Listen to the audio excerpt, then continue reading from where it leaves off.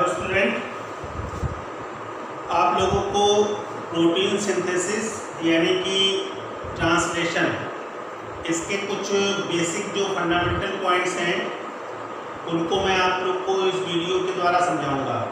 ठीक है।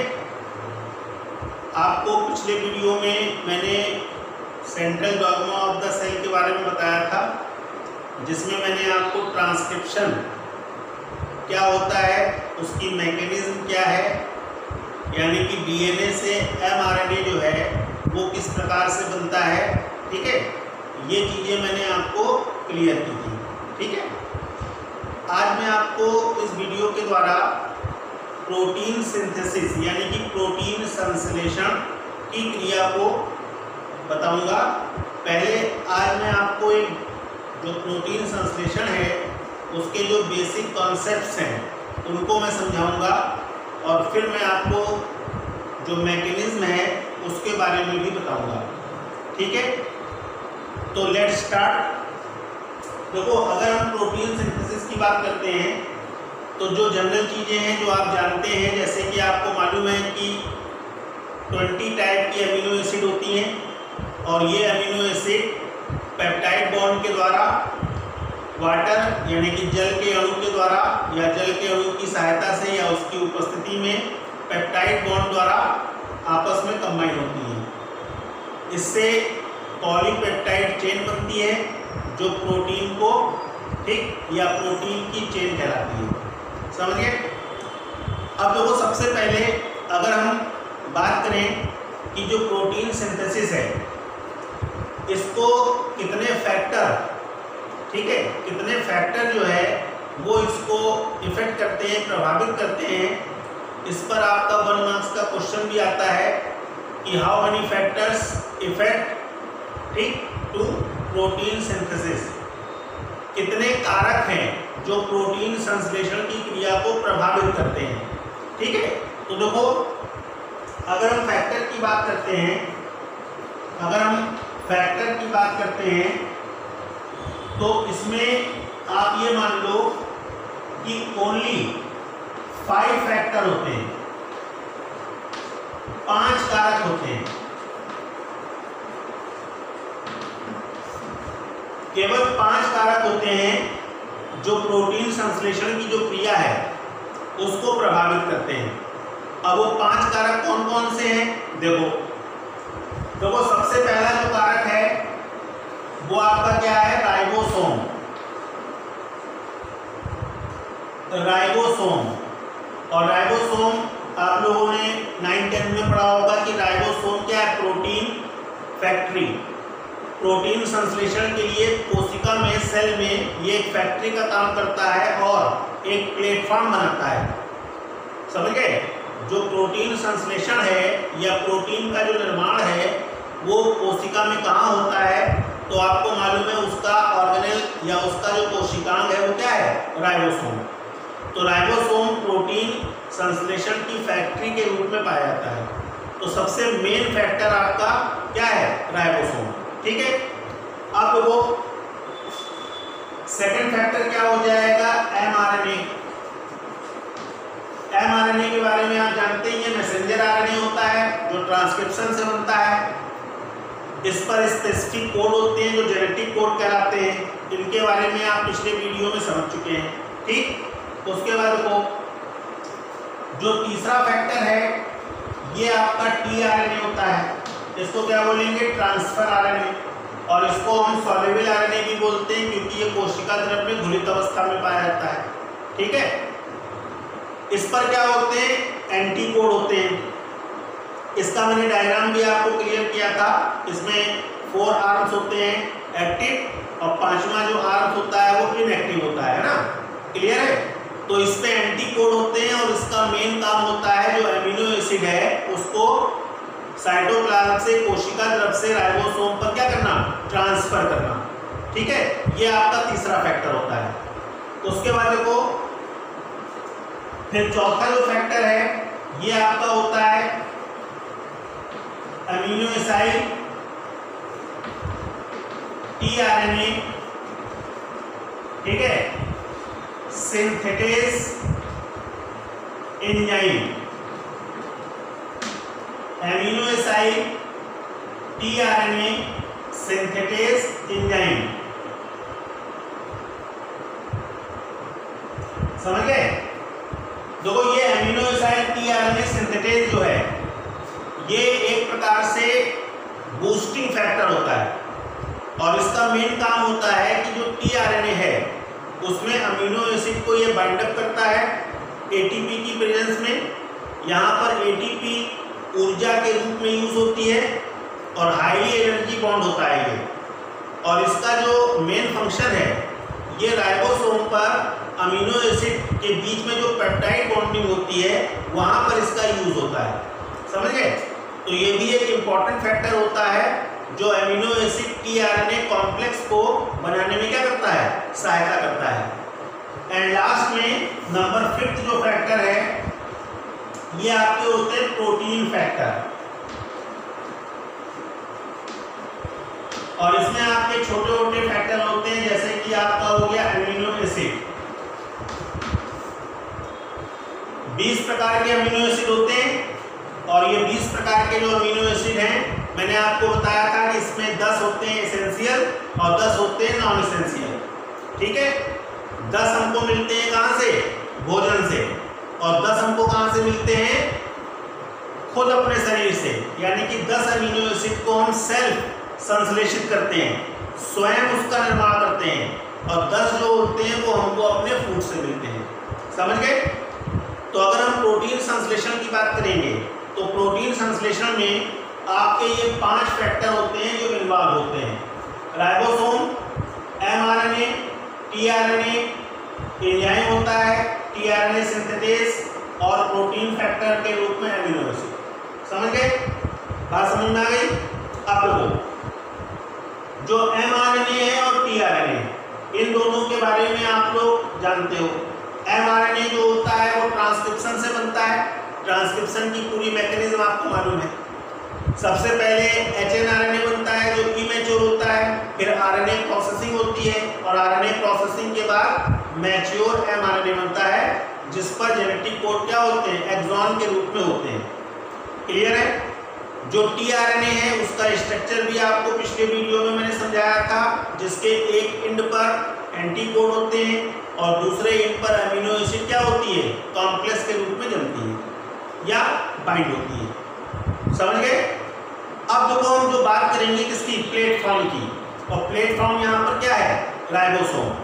तो हम यहाँ पर राइबोसोम की बात करते हैं और ये इंपॉर्टेंट चीज है, ये आपको अलग से भी क्वेश्चन में पूछा जाता है, तो इसको आप थोड़ा सा ध्यान से समझिए। देखिए ये डायग्राम आप देखिए ध्यान से। राइबोसोम की अगर हम बात करेंगे तो राइबोसोम के पास 2 यूनिट होती हैं। एक आपकी यूनिट होती है स्मॉल यूनिट और एक होती है लार्ज यूनिट। ठीक है? आपको मालूम है कि राइबोसोम 2 टाइप के होते हैं, एक 70S होता है और 80S। 70S जो होते हैं वो प्रोकैरियोटिक कोशिकाओं में पाए जाते हैं और 80S और 70S दोनों ही यूकैरियोटिक कोशिकाओं में पाए जाते हैं। तो प्रोकैरियोटिक कोशिकाओं में 80S राइबोसोम नहीं होता है। ठीक है, बात समझ आई? अब यहाँ पर अगर हम प्रोटीन संश्लेषण की बात करेंगे तो आपको यहाँ पर राइबोसोम के लिए ये समझ लेना है कि राइबोसोम पे जो टीआरएनए है उसका अटैचमेंट कहाँ पर होता है, बाइंडिंग कहाँ पर होती है और उसके बाद जो पॉलीपेप्टाइड चेन है वो किस प्रकार से किस साइड के द्वारा रिमूव होती है। समझ गए? तो इसके अकॉर्डिंग आप ये समझ लो कि राइबोसोम में ठीक प्रोटीन संश्लेषण के लिए, प्रोटीन सिंथेसिस के लिए 3 साइट होती हैं।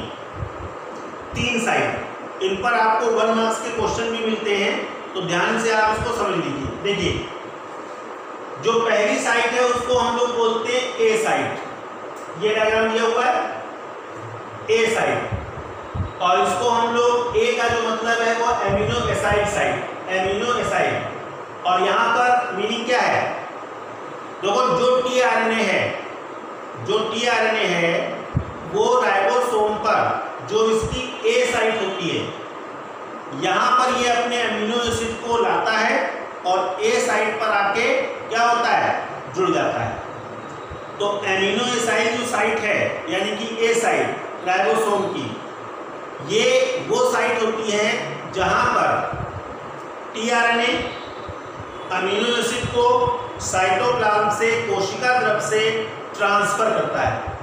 समझ गए? उसके बाद वो दूसरे नंबर पे जो साइट होती है उसको पी साइट बोलते हैं, इसको बोलते हैं पेप्टिडाइल। अब पेप्टिडाइल का मीन्स ये है कि यहाँ पर जो पी साइट है, यहाँ पर जो एमिनो एसिड है उनके बीच में पेप्टाइड बॉन्डिंग के द्वारा उनमें आपस में क्या होता है, बाइंडिंग होती है, और इस तरह से दो अमीनो एसिड वाटर के प्रेजेंस में आपस में पेप्टाइड बॉन्ड के द्वारा जुड़ जाते हैं और इस तरह से प्रोटीन का वन मॉलिक्यूल बनता है। यही क्रम, जैसे अगर हम इसको एक सिस्टमैटिक पैटर्न पे लें तो यही क्रम क्या होता है, एक के बाद एक के बाद एक के बाद चलता रहता है। पहली अमीनो एसिड से दूसरी जुड़ी, दूसरी से तीसरी जुड़ी, तीसरी से चौथी जुड़ी, और इस तरह से एक श्रृंखला के रूप में अमीनो एसिड पी साइट पर जुड़ते जाते हैं। तो पी साइट जो होती है वो अमीनो एसिड की बाइंडिंग को यूज करती है और दो अमीनो एसिड यहाँ पर पेप्टाइड बॉन्ड के द्वारा जुड़ते हैं। समझ गए? उसके बाद वो लास्ट में आता है ई साइट, और ई साइट का मतलब है एग्जिट। जब टीआरएनए अमीनो एसिड को ठीक बाइंडिंग के द्वारा पॉलीपेप्टाइड चेन में ठीक छोड़ देता है या रिमूव कर देता है, तो जो इसकी ई साइट है वहां से ये राइबोसोम से क्या होता है, अलग हो जाता है। समझ गए? तो इस तरह से आप क्रम देखो, ए साइट पे टीआरएनए आया, अमीनो एसिड हुई, अमीनो एसिड का पी साइट के अमीनो एसिड के साथ क्या हुआ, बाइंडिंग हुई। जो यहाँ पर टीआरएनए था वो ई साइट पर आकर रिमूव हो गया, और यहाँ वाला जो टीआरएनए था वो कहाँ आ गया, यहाँ। अब ये प्लेस खाली हो गई, इस यहाँ पर दूसरा टीआरएनए आ जाता है दूसरे अमीनो एसिड को लेकर, और इस तरह से यही क्रम चलता रहता है और एक के बाद अमीनो एसिड जुड़ते रहते हैं। समझ में बात आ रही है? एक बार मैं रिवाइज कर दे रहा हूं। सबसे पहले टीआरएनए यहाँ आया, यहाँ पर जो टीआरएनए है उसके अमीनो एसिड से बाइंडिंग हुई, फिर ये जो टीआरएनए है वो एग्जिट साइड से क्या हो गया, अलग हो गया। ये जो टीआरएनए है वो पी साइड पे आ गया और यहाँ पर एक नया टीआरएनए आ गया। यही क्रम क्या होगा, कंटिन्यू चलता रहता है, और इस तरह से एक के बाद एक के बाद एक के बाद अमीनो एसिड एक श्रृंखला के रूप में जुड़ते चले जाते हैं और इस तरह से एक प्रोटीन की पॉलीपेप्टाइड चेन बन जाती है। समझ गए? तो ये आपका मेन फैक्टर होता है, और ये फैक्टर आपका क्या होता है, राइबोसोम। आया समझ में? तो राइबोसोम में ये जो डायग्राम है, चित्र, इसको आप ध्यान में रखो, और जो मैंने तीनों साइट बताई हैं उनके नाम और उनका काम ये भी आपको अपने दिमाग में रखना है, क्योंकि इस पर भी आपको छोटे क्वेश्चन मिलते हैं। समझ गए? बात क्लियर हुई? देख लीजिए इसको ध्यान से।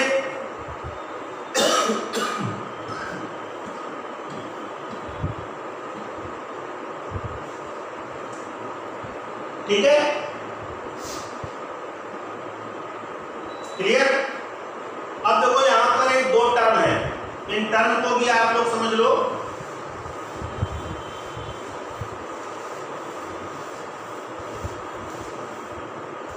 तो एक आपका है मोनोसिस्ट्रॉनिक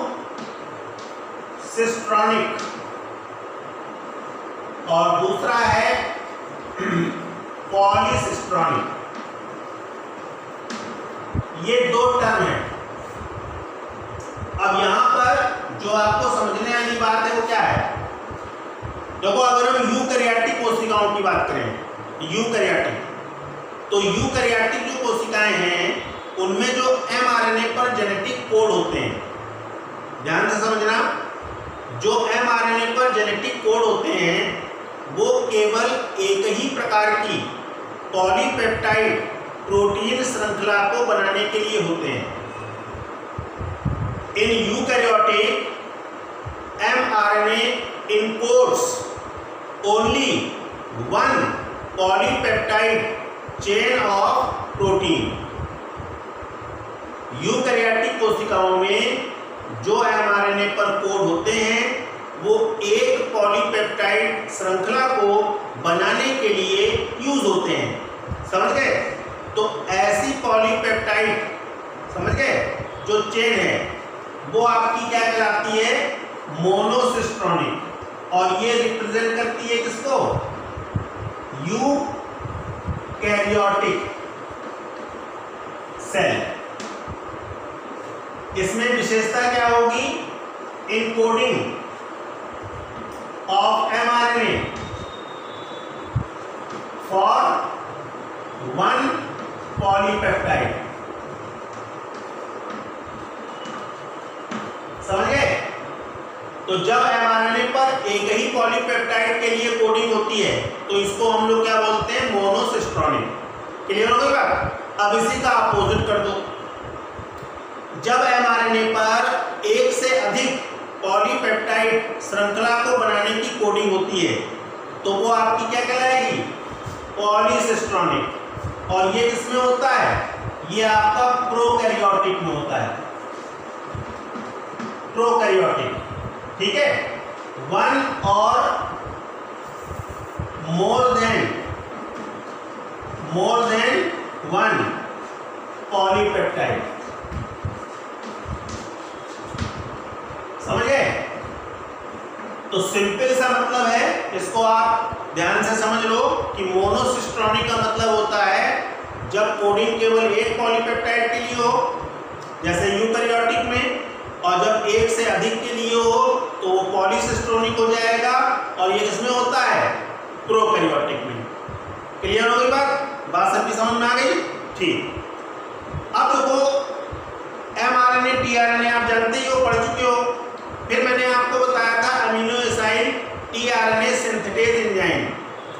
देखो ये जो एंजाइम होता है, ठीक, ये एटीपी की जो एटीपी है, एडिनोसिन ट्राइफॉस्फेट, आप सबको मालूम है ये एनर्जी कॉइन होता है। तो एटीपी की जो एनर्जी है वो एनर्जी ये एंजाइम यूज करता है किसके लिए? एमिनो एसिड और tRNA का जो बाइंडिंग है। समझ गए? देखो यहां पर आप लोग देखो, इस तरह का एक डायग्राम था, अगर आप लोग को याद हो।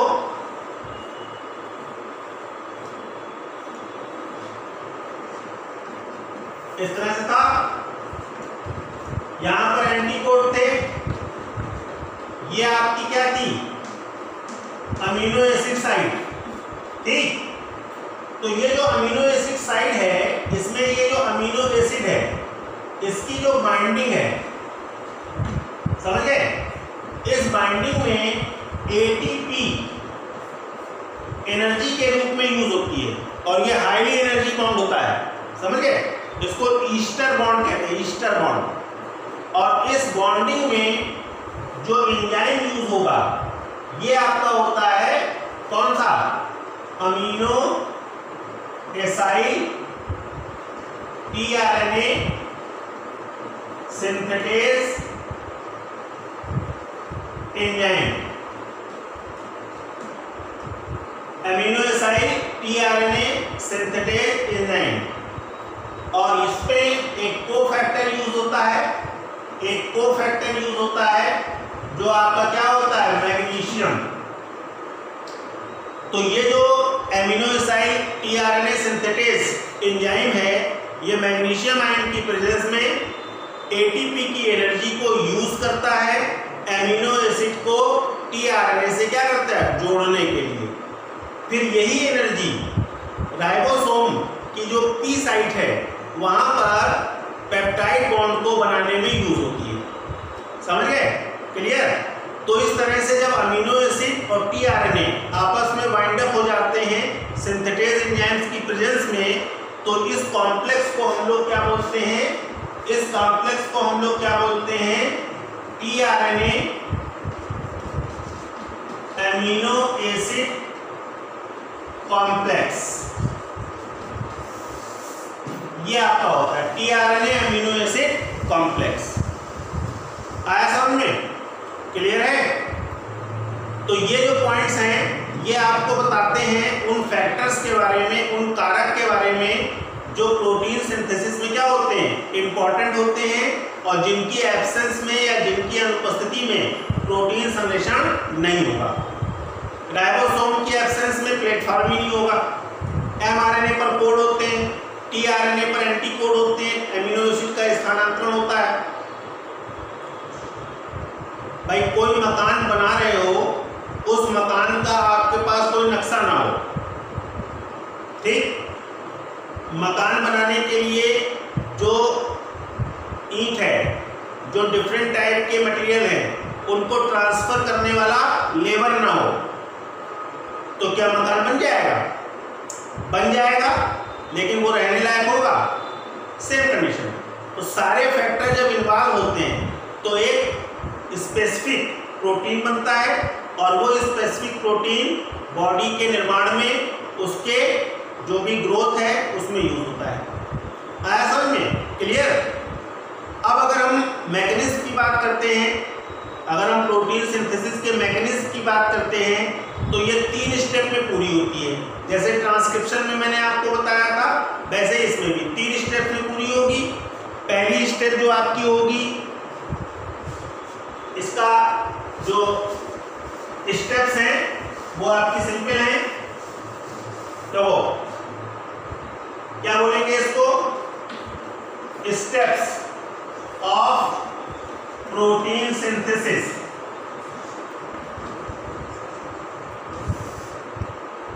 जब आपको प्रोटीन सिंथेसिस को एक्सप्लेन करना हो, अगर मैकेनिज्म को एक्सप्लेन करना हो, तो आपको 3 स्टेप में एक्सप्लेन करना होगा।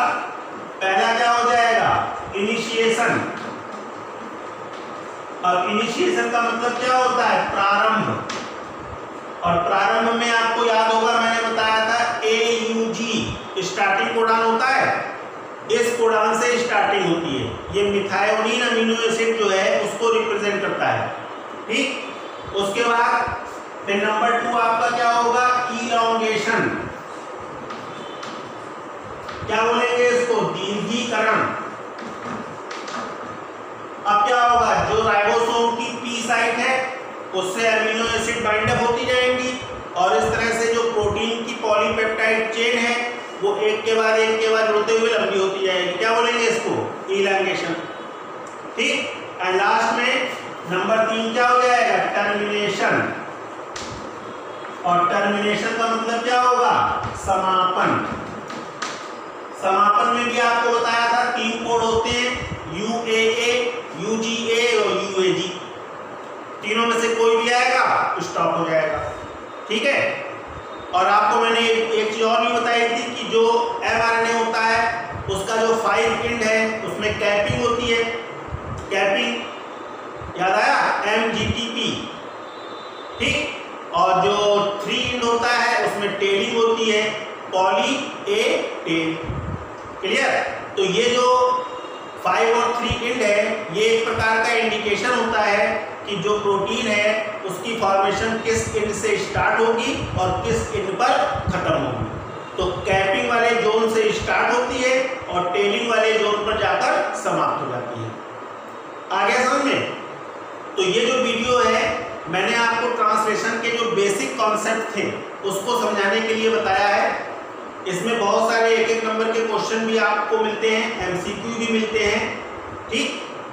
फैक्टर कितने होते हैं, राइबोसोम की साइट्स क्या होती हैं, उनके नाम क्या होते हैं, उनके फंक्शन क्या होते हैं, ठीक है? एंजाइम कौन सा यूज होता है, और जो स्टेप्स हैं, जो प्रोटीन संश्लेषण की स्टेप्स हैं वो कितनी होती हैं, उनके नाम क्या होते हैं।